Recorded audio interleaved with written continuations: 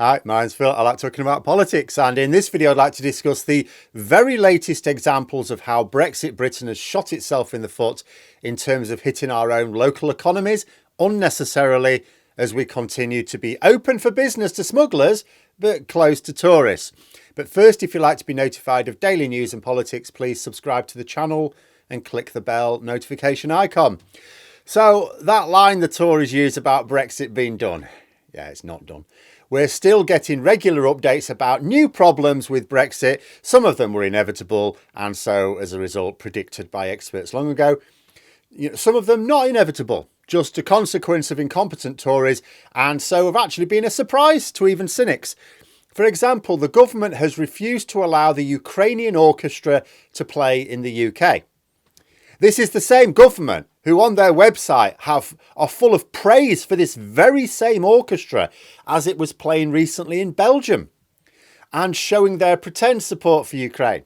In reality, this is the same government which has taken quite a lot of money from Putin's close allies. Its support for Ukraine has always been a bit shallow, at least the non-military support. But this surely isn't political ideology or the intended use of our post-Brexit immigration system. Failing to secure visas for the Ukrainian orchestra, which announced dates for the UK months ago and which the UK government have since praised, cannot have been a conscious decision, can it really? I mean, who does that help? How does it fit with anyone's aims? The Brexit campaign of 2016 was very much about anti-immigration, of course. For all those who complain about being linked with xenophobes for voting leave, you have to ask yourself, what major campaign in favour of leaving was run in 2016 that didn't involve an anti-immigration theme? Apart from the lies about more money for the NHS on the side of the bus, can't really remember any. I mean, Boris Johnson tried to do something with a sausage roll, I think, but it wasn't a major part of the offer. It was all anti-immigration. Yet even the wall-to-wall anti-immigration campaign was about stopping people living here. It wasn't about stopping people coming here for a visit. It wasn't about stopping tourism. And yet this is what it's done. Money lost from the economy, another hit to our global reputation into the bargain because we just look like clowns. But that was just one example. That's one example from this week. We had a German band refused entry to perform in the UK as well. All their paperwork was in order. It was all fine. They just fell at the final hurdle when it turned out one of them's a gardener as well as a musician. Oh, okay. Sorry, you can't come into the country. Can't come and play in the UK because you know how to do gardens. And this wasn't border guards being jobsworths. They were applying the rules correctly.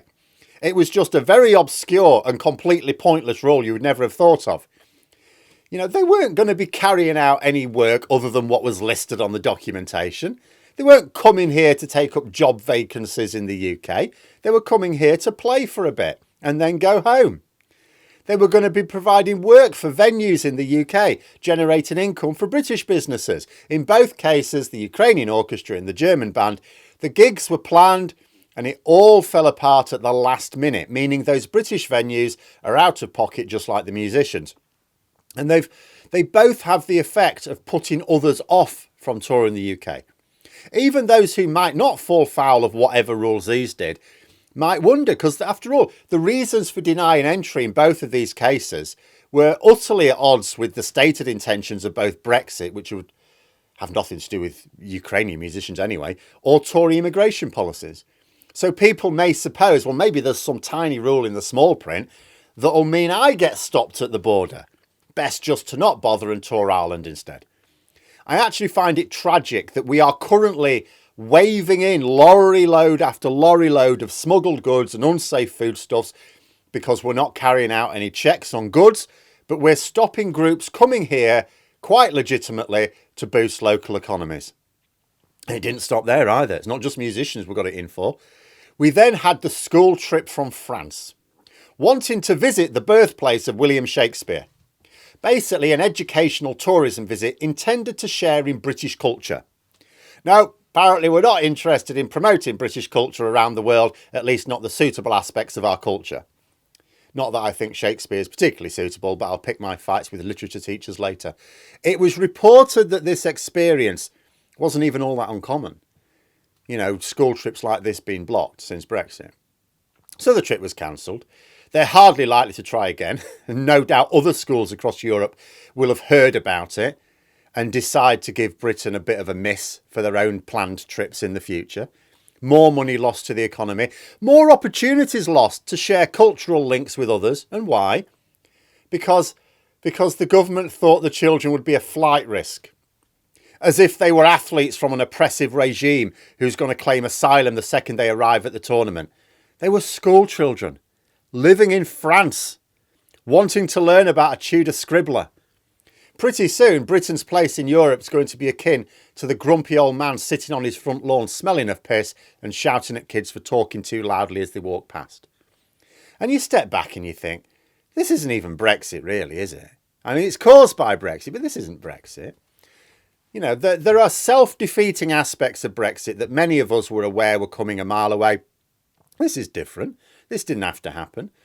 Show me the Leave voters who wanted to stop school kids visiting the country from overseas. Show me the Leave voters who wanted to stop musicians coming over to play for them. Show me the Leave voters who expressed any desire at all to stop tourism or performance tours. I've waded through some Brexit nonsense in my time. I've seen some truly bizarre rants about why we should leave or why it's good that we did leave. I've never heard anyone try the line, those bloody French teenagers coming over here and learning about Shakespeare. Or those bloody Germans coming over here and entertaining us while we get drunk. They complained about people coming to live here, take up jobs permanently here. That's painful enough when you consider we've now got a huge labour shortage, which is crushing the economy. But people at least did complain about that, albeit only after decades of reading nonsense in the Daily Mail. But who had an issue with short-stay performers or tourists? People who come here, spend or generate some money and then go home. Nobody. I don't think even Nigel Farage could be asked to complain about that, and he spends a lot of time complaining. So if it wasn't for Leave voters, was it for the Tories?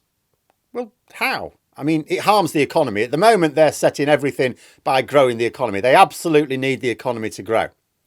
It's not going very well at the moment. Why would they do something that harms the economy and doesn't even, it's not even there as red meat for the gammons, this. It doesn't even work as that. It's not political. Even the Daily Mail wouldn't attack school children visiting the UK. Even the disaster capitalists, the only people who are actually happy about Brexit with any good reason for being so, they don't need this. This doesn't help them. This is a policy that is in nobody's interest. Blocking a Ukrainian orchestra, stopping school children learning about British culture. These are the hallmarks of a ship of state with nobody at the helm. There's just nobody running the country at the moment, really, is there? But there we are. Those are my thoughts. Let me know yours in the comments below. Hope you found the video interesting. If you did, please click the like button if you'd like to support the channel further, the join button for memberships, and until next time, I'll see you later.